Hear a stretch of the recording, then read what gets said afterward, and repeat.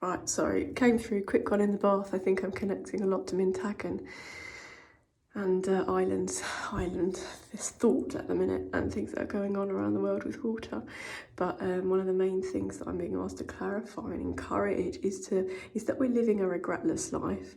I think the reason why, and this is why I don't care, I don't mind what anybody thinks of me or thinks I'm stupid or been laughing at me, because I'll get the last laugh in the end, number one. Someone else wanted me to say that wasn't me.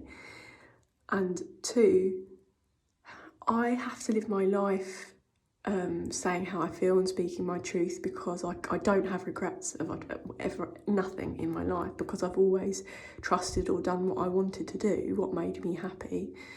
That might have been for my out of south node sort of desires, whereas things are now more in alignment with my north node. But because I'm heavily rooted and grounded in sort of my space and myself, and not worrying about the external,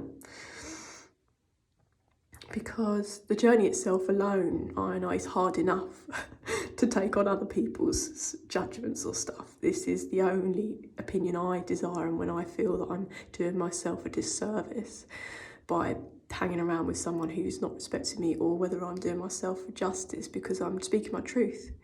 And so I think that we create this sort of abundance mentality over lack mentality when we just continually move through, like shedding as we go. It's like a serpentine, kind of a feline, a very feminine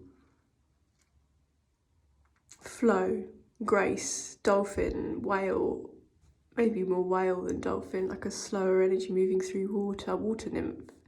Because, and I can only speak for me as a woman, I need to be rooted in my divine feminine and being in the flow, excuse me, and trusting. Although I have worked a lot with my masculine and been imbalanced in my life, the feminine's always been there supporting me because of a bit of a water baby. So maybe have made water. I was swimming for many years when I was living in West London, but maybe because the elements were part of my life, that they were encouraging me or guiding me, teaching me that every season, through the year, to reassess, recalibrate and shed and flow into new seasons with a blank slate, a clean, healthy opportunity that is not driven by past events or distortive perspectives from other people. It doesn't matter, right? It does not matter. Of course, it's nice to have company and friends and all that, but at the end of the day, do we like ourselves? Do we love ourselves or not? That is the only thing that is going to drive us through this life in a way that is going to be in alignment for our higher self, without blaming other people for everything. There are assholes.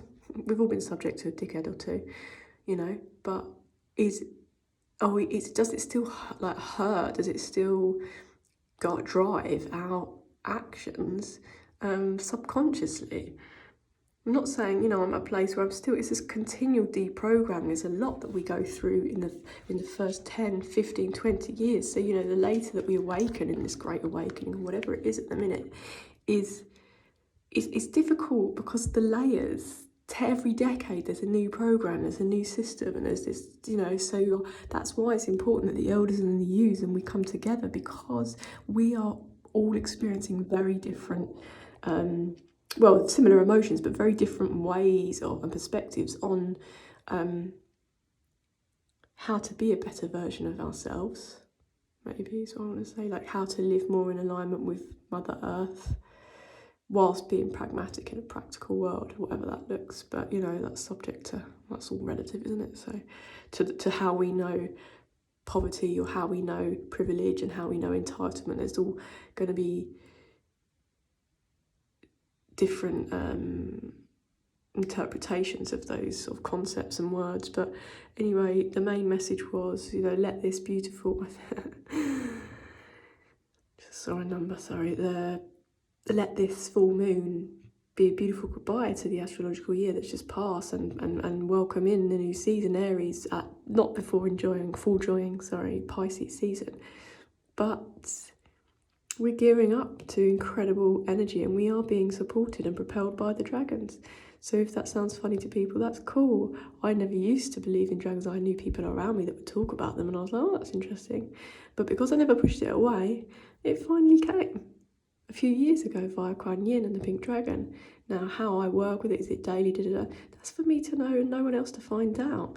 It could be once a year, could be twice in a day. Like, we are going to have different ways of doing things to help our individual spiritual health. But as long as we're talking about spiritual health and we're actually expanding, living an expansive life rather than doing things that are continually going to hinder us, mind, body, spirit. So 555, yeah, love the full moon. This feels really big, maybe because I've got midheaven in Virgo. It's a Virgo full moon. I think I saw somewhere that it was an eagle full moon. What a way to send off a season, a big old season.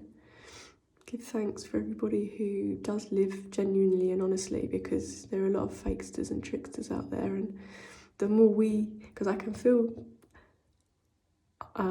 people, some of my people watch this and we love, and that's all I want to focus on, and I'm really grateful that you guys are here.